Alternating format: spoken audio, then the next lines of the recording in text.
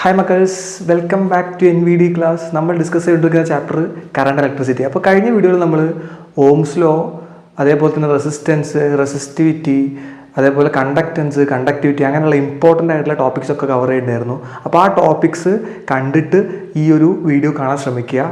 അപ്പോൾ അങ്ങനെ വന്നു കഴിഞ്ഞാൽ നിങ്ങൾക്ക് ഇന്നത്തെ ക്ലാസ് വളരെ സിമ്പിളായിട്ട് എന്ത് ചെയ്യാൻ പറ്റും, മനസ്സിലാവും, ഫോളോ ചെയ്യാൻ പറ്റും. ഓക്കെ, അപ്പോൾ ഇന്ന് നമ്മൾ പറയാൻ പോകുന്നത് vector form of Ohm's law.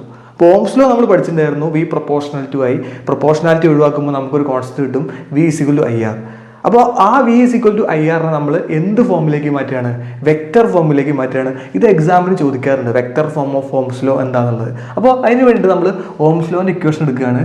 V = IR. ഇതാണ് ഓംസ് ലോൻ്റെ ഇക്വേഷൻ. ഈ V എന്താണ്? പൊട്ടൻഷ്യലാണ്. I എന്താണ്? കറണ്ടാണ്. R എന്താണ്? റെസിസ്റ്റൻസ് ആണ്. അപ്പോൾ നിങ്ങൾക്കറിയാം, റെസിസ്റ്റൻസിൻ്റെയും റെസിസ്റ്റിവിറ്റിയും കണക്ട് ചെയ്യാൻ വേണ്ടി ഒരു ഇക്വേഷൻ നമ്മൾ പഠിച്ചിട്ടുണ്ട്. എന്താണ്?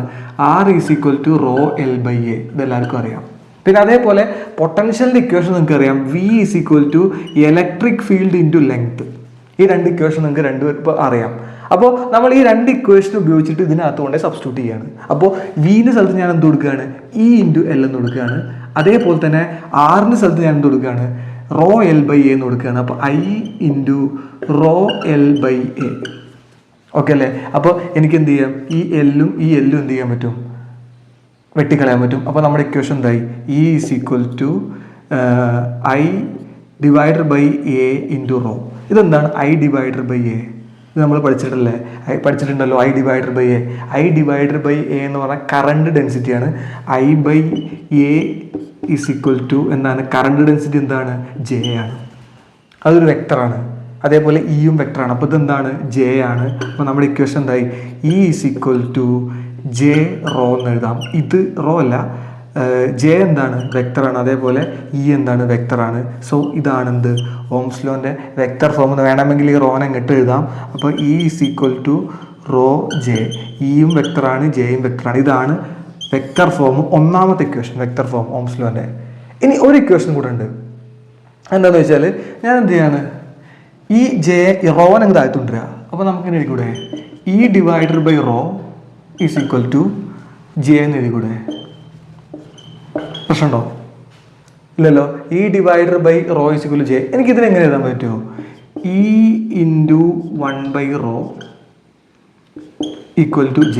ഇങ്ങനെ എഴുതിക്കൂടെ? ഈ 1/ρ എന്താണ്? 1/ρ എന്താണ്? 1/ρ റെസിപ്രോക്കൽ ഓഫ് റെസിസ്റ്റിവിറ്റി എന്താണ്? കണ്ടക്ടിവിറ്റിയാണ്. നമ്മൾ പഠിച്ചിട്ടുണ്ട്, സിഗ്മ. അപ്പോൾ അങ്ങനെയാണെങ്കിൽ ഇതിനെ നമുക്ക് എന്ത് എഴുതാൻ പറ്റും? സിഗ്മ എന്ന് എഴുതാൻ പറ്റും. സോ നമുക്ക് ഈ സിഗ്മ = J എന്ന് എഴുതാം. ഇതാണ് സിഗ്മ. ഇല്ല, സിഗ്മ വെക്ടർ അല്ല. ഈ സിഗ്മ = J. അല്ലെങ്കിൽ നമുക്ക് എങ്ങനെ എഴുതാൻ പറ്റും? J = σE. ഇത് രണ്ടുമാണ് എന്ത്? ഓംസ് ലോൻ്റെ വെക്ടർ ഫോം. ഇതിൽ ഇയും വെക്ടറാണ്, ജെയും വെക്ടറാണ്. അപ്പോൾ ഈ രണ്ട് ഇക്വേഷൻ, ഒന്ന് ഇക്വേഷൻ, ഈ രണ്ട് ഇക്വേഷൻ നിങ്ങൾക്ക് ഓംസ് ലോൻ്റെ രണ്ട് ഇക്വേഷനുകളാക്കിയിട്ട് നിങ്ങൾക്ക് എന്ത് ചെയ്യാം? വെക്ടർ ഫോമിൽ രണ്ട് ഇക്വേഷനിലാണെന്ന് നിങ്ങൾക്ക് പറയാം. അതേപോലെ തന്നെ ഈ ഇക്വേഷനും, ഈ മൂന്ന് ഇക്വേഷനും ആണ് നമ്മുടെ ഓംസ് ലോ. ഇതും ഓംസ് ലോ ആണ്, ഇതും ഓംസ് ലോ ആണ്, ഇതും ഓംസ് ലോ ആണ്. ചിലപ്പോൾ എക്സാമിൽ എന്ത് ചെയ്യും? What is the equation of Ohm's law എന്ന് ചോദിക്കും. അപ്പോൾ എല്ലാവർക്കും പരിചയമുള്ള V = IR ആയിരിക്കും. പക്ഷേ ഓപ്ഷൻസിനകത്ത് ഇതായിരിക്കും ഉണ്ടാവുക. അപ്പോൾ ഇത് രണ്ടുമാണ് എന്ത്? Vector form of Ohm's law. സെറ്റല്ലേ?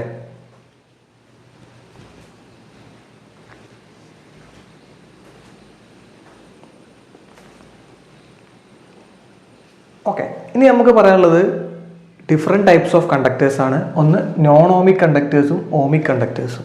അപ്പോൾ കണ്ടക്ടേഴ്സ് എന്ന് പറഞ്ഞാൽ നിങ്ങൾക്കറിയാം എന്താണ്? കറണ്ടിനെ പാസ് ചെയ്ത് വിടുന്ന മെറ്റീരിയൽ നമ്മൾ പറയുന്ന പേരാണെന്ത്? കണ്ടക്ടേഴ്സ്. ആ കണ്ടക്ടറിൽ തന്നെ രണ്ട് ടൈപ്പ് ഉണ്ട്. അതിൽ ഒന്നാമത്തെ ടൈപ്പാണെന്ത്? Ohmic conductors. രണ്ടാമത്തെ ടൈപ്പാണെന്ത്? Non ohmic conductor. അപ്പോൾ ഇതിൻ്റെ പേരിൽ തന്നെ ഉണ്ട്. ഓമിക് കണ്ടക്ടേഴ്സ് എന്ന് പറഞ്ഞാൽ conductor that obeys Ohm's law. Ohm's law പാലിക്കുന്ന കണ്ടക്ടറുകൾ നമ്മൾ പറയുന്ന പേരാണെന്ത്? Ohmic conductors. അങ്ങനെയാണെങ്കിൽ നോൺ ഓമിക് കണ്ടക്ടർ എന്താണ്? A conductor do not obeys Ohm's law. Ohm's law obey ചെയ്തിട്ടില്ല എങ്കിൽ അത്തരത്തിലുള്ള കണ്ടക്ടറെ നമ്മൾ പറയുന്ന പേരാണെന്ത്? Non ohmic conductor. അപ്പോൾ അങ്ങനെയാണെങ്കിൽ ഓമിക് കണ്ടക്ടറിന്റെ പല ക്യാരക്ടറിസ്റ്റിക്സ് നമുക്ക് നോക്കണം. അതിൽ ഒന്നാമത്തെ ക്യാരക്ടറിസ്റ്റിക്സ് എന്താണെന്ന് വെച്ചാൽ നിങ്ങൾക്കറിയാം ഓംസ് ലോ എന്താണ്?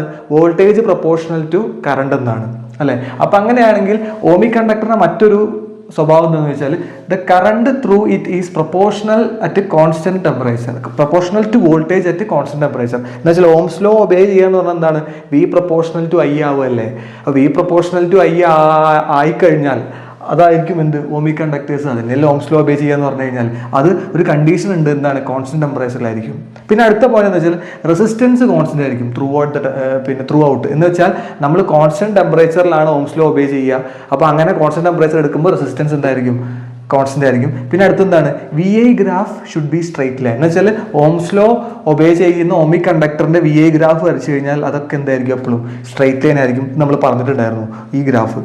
ഓക്കെ അല്ലേ? പിന്നെ example copper wire, aluminium wire, silver wire, അതൊക്കെയാണ് അതിന്റെ എക്സാമ്പിൾ. ഇനി നമ്മൾ പറയാൻ പോകുന്നത് ഓമിക് കണ്ടക്ടേഴ്സിനെ കുറിച്ചിട്ടാണ് കൂടുതൽ ഡീറ്റെയിൽ ആയിട്ട്.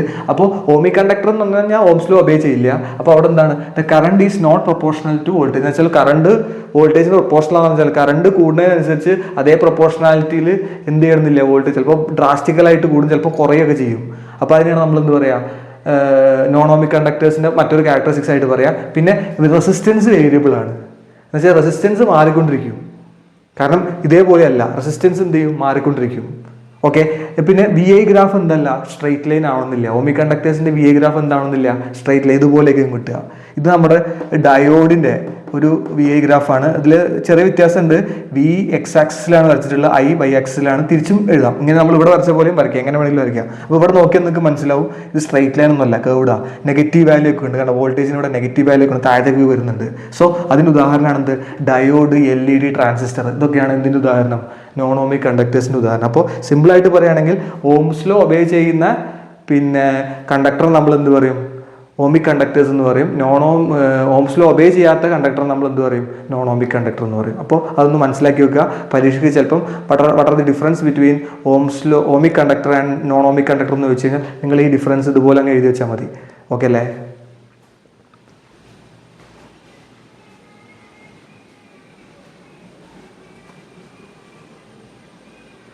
ഇനി നമുക്ക് പറയാനുള്ളത് limitations of Ohm's law. Ohm's ലോന്റെ പോരായ്മകൾ എന്തൊക്കെയാണെന്നുള്ളത് അത് എക്സാമിനൊക്കെ 2 മാർക്കിന്റെ സെഷനിലൊക്കെ ചോദിക്കാറുണ്ട്. അപ്പോൾ 2-3 ലിമിറ്റേഷൻസ്, പോരായ്മകൾ എന്ത് ചെയ്യുക, പഠിച്ചിരിക്കുക. അപ്പോൾ ഒന്നാമത്തെ പോരായ്മ എന്താണെന്ന് വെച്ചാൽ valid only at constant temperature.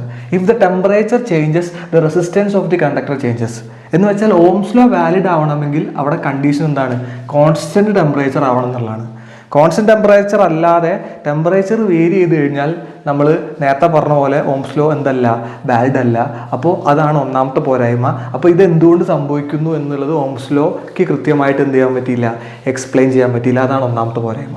രണ്ടാമത്തെ പോരായ്മ എന്ന് വെച്ചാൽ the variable of VI graph അല്ലെങ്കിൽ the variation of VI graph is not linear always. നമ്മൾ VI ഗ്രാഫ് നിങ്ങൾ ഓൾറെഡി പഠിച്ചത് എങ്ങനെയാണ്, സ്ട്രെയിറ്റ് ലൈൻ ആണെന്നുള്ളതാണ്. നമ്മൾ ഓംസ് ലോയിൽ എല്ലാ കണ്ടീഷനിലും VI ഗ്രാഫ് എന്താണ്, സ്ട്രെയിറ്റ് ലൈൻ ആണ്. പക്ഷേ ഈ VI ഗ്രാഫ് കർവ് ചെയ്തിട്ടും വരാം പല മെറ്റീരിയലിനും. അപ്പോൾ അങ്ങനെ വന്നു കഴിഞ്ഞാൽ അതെങ്ങനെയെന്നുള്ളത് ഓംസ് ലോയ്ക്ക് പറയാൻ പറ്റിയില്ല. അതാണെന്ത്, രണ്ടാമത്തെ പോരായ്മ. ഇനി മൂന്നാമത്തെ പോരായ്മ എന്ന് വെച്ചാൽ the relation between V and I is not unique. That is there is more than one value of voltage for some current.